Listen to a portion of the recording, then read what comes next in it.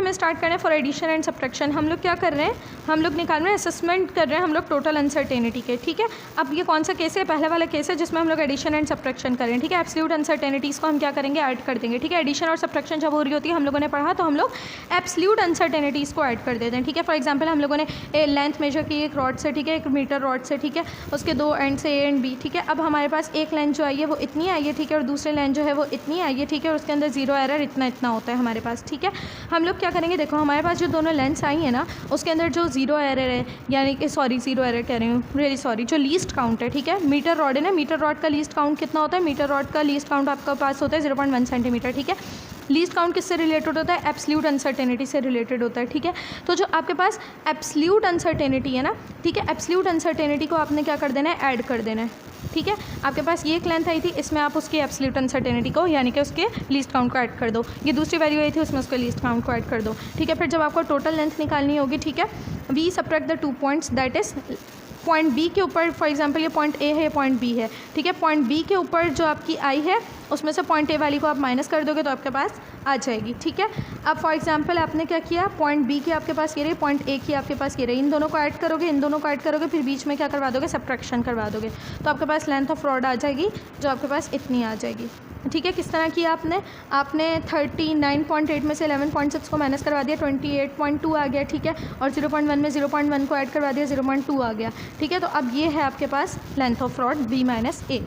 Next move करते हैं, अगर इससे समझ में नहीं आया तो एक और एग्जाम्पल देखते हैं। Akmal and Ajmal are acrobats. Akmal is 165 और इसकी जो है कितनी आपको दी हुई है, 2 सेंटीमीटर आपको दी हुई है टॉल। ठीक है, लेंथ दी हुई है। ठीक है, और अजमल की आपको ये लेंथ दी हुई है। ठीक है, आगे देखो, फॉर एग्जांपल हाइट दी हुई है। ठीक है, if Ajmal stands on top of Akmal's head, अगर अजमल जो है अकमल के सर के ऊपर खड़ा हो जाए, how far is his head above the ground, तो उसका ग्राउंड से, ठीक है, ये क्या है, ये आपके पास अजमल है, अजमल के ऊपर अकमल खड़ा हो गया है, तो अकमल का सर इस ग्राउंड से कितनी हाइट पर है। ठीक है, अब आप क्या करोगे, अब आपको क्या करना है, उसके लिए ऑब्वियसली आप दोनों की हाइट का कॉम्बिनेशन निकालोगे, दोनों की हाइट को आप प्लस कर लोगे। ठीक है, अब आपको कंबाइंड हाइट निकालनी है दोनों की। ठीक है, सबसे पहले तो आप क्या करोगे, height of Akmal plus height of Ajmal. Height of Akmal आपको दी हुई है 185, हाइट ऑफ अजमल आपको दी हुई है 145, दोनों को आपने ऐड कर लिया। ठीक है, अनसर्टेनिटीज़ जो दोनों की हैं वो कितनी है, एक की अनसर्टेनिटी आपको दी हुई है 2, एक की अनसर्टेनिटी आपको दी हुई है 3। ठीक है, एब्सोल्यूट अनसर्टेनिटीज़। ठीक है, दोनों का आपने क्या किया, प्लस किया, अनसर्टेनिटी आ गई 5। ठीक है, जो टोटल लेंथ है उसमें अनसर्टेनिटी इसी तरह से ऐड हो जाएगी। ठीक है, यही आपका आंसर हो जाएगा।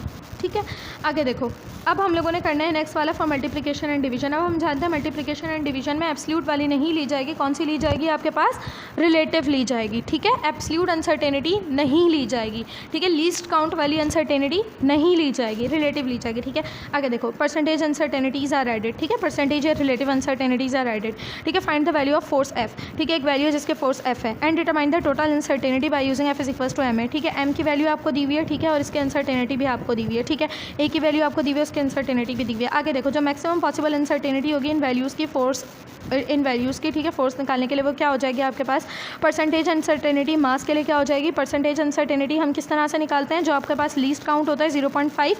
ठीक है, यानी कि जो एब्सोल्यूट अनसर्टेनिटी होती है, जो लीस्ट काउंट होती है, उसको हम डिवाइड कर देना है मेजर्ड वैल्यू से। इसको मैंने 60 से डिवाइड कर दिया। ठीक है, ये मेरे पास आ गई क्या, इसको मैंने 100 से मल्टीप्लाई किया परसेंटेज में कन्वर्ट करने के लिए, ये मेरे पास आ गई है क्या, परसेंटेज अनसर्टेनिटी। ठीक है, इसी तरह से एक्सेलरेशन की भी परसेंटेज अनसर्टेनिटी निकाल ली। इसका मुझे जो एब्सोल्यूट अनसर्टेनिटी थी, यानी कि जो लीस्ट काउंट था वो दिया हुआ था 0.2, इसको मैंने डिवाइड किया इसकी मेजर्ड वैल्यू से, मल्टीप्लाई किया 100 से, मेरे पास आ गई परसेंटेज अनसर्टेनिटी।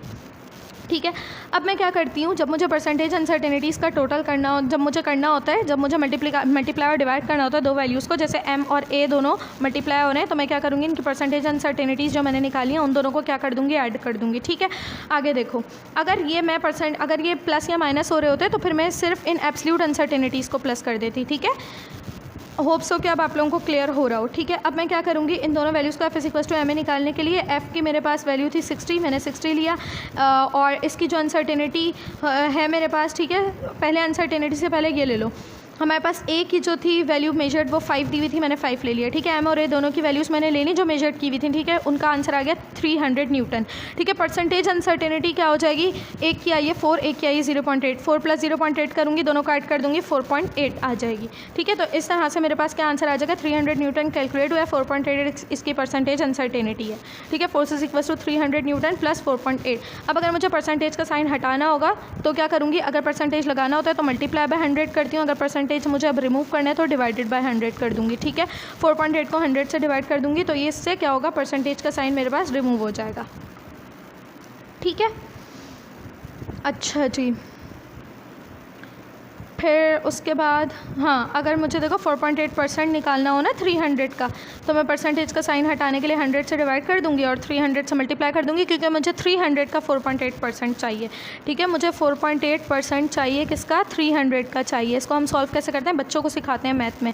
4.8 परसेंटेज का साइन हटाने के लिए 100 से डिवाइड करवा दिया, ऑफ की जगह मल्टीप्लाई लगाते हैं और 300 लिख देते हैं, ठीक है। इन दोनों को हम सॉल्व करते हैं तो 3 × 4.8 14.4 आ जाएगा और ये 300 अपनी जगह पर एज इट इज़ है, तो फोर्स आपके पास आ गई 300 ± 14.4 न्यूटन, ठीक है। अब आ जाओ जल्दी से पावर फैक्टर हमारे पास लास्ट है, इसके बाद हमारे ये वाला लेक्चर एंड हो जाएगा, ठीक है।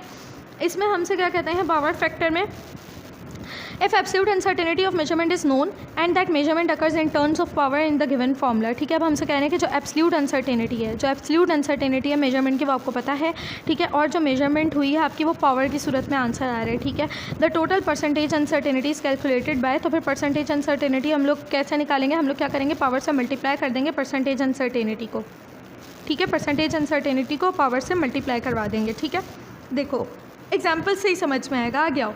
The calculation of area of cross sectional cylinder, ठीक है। एरिया के सिलेंडर का फॉर्मूला आपके पास, सिलेंडर के एरिया का फॉर्मूला होता है आपके पास πr²।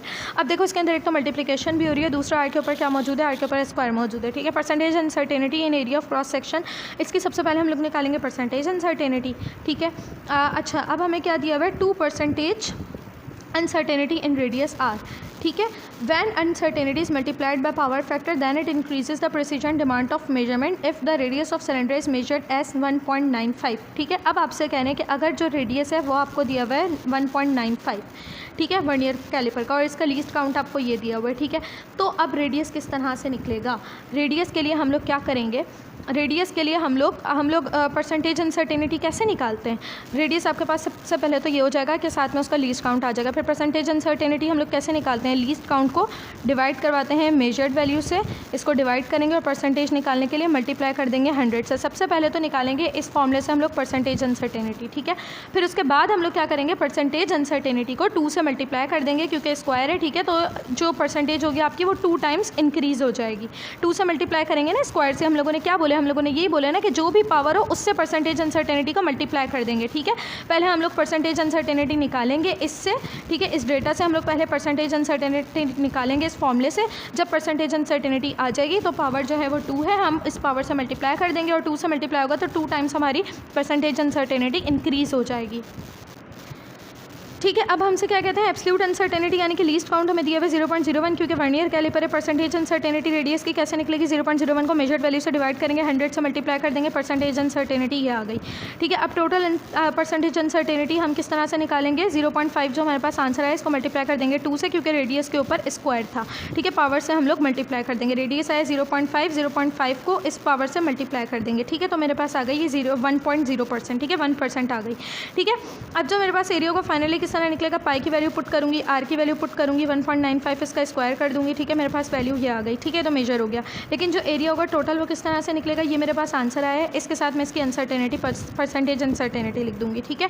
अब ये अनसर्टेनिटी कितनी है, 1% है। परसेंटेज 1% किसका, 11.939 का है, ठीक है। अब इसको रिमूव करने के लिए क्या करूँगी, इसको इस तरह से लिख दूँगी 1% ऑफ 11.939, ये हो जाएगा 1% का साइन रिमूव करने के लिए डिवाइडेड बाय 100, ऑफ का साइन रिमूव करने के लिए मल्टीप्लाई और 11.939, ठीक है। इनको मैं सॉल्व करूँगी, मेरे पास आंसर आएगा 0.12 सेंटीमीटर स्क्वायर। क्यों आया, क्योंकि एरिया का यूनिट स्क्वायर में होता है, ठीक है। अब आज जो रिजल्ट होगा मेरे पास वो क्या हो जाएगा 11.94 जो मेरे पास एक्चुअल वैल्यू आई है, ठीक है, और जो मेरे पास सर्टेनिटी टोटल आई है वो ये आई है, ठीक है। तो ये मेरे पास एरिया हो जाएगा। नेक्स्ट लेक्चर में इस टॉपिक का इस चैप्टर का लास्ट टॉपिक रह गया डायमेंशन। बहुत इंपॉर्टेंट है, बहुत ईजी है, बहुत बहुत बहुत ज़्यादा ईजी है, लेकिन बच्चों को मुश्किल लगता है। मे बी देखो जब समझ में आ जाएगा ना बहुत हलवा है, ठीक है। लास्ट टॉपिक है, डिटेल में करेंगे, अच्छे से करेंगे इंशाल्लाह नेक्स्ट लेक्चर में। अल्लाह हाफ़िज़।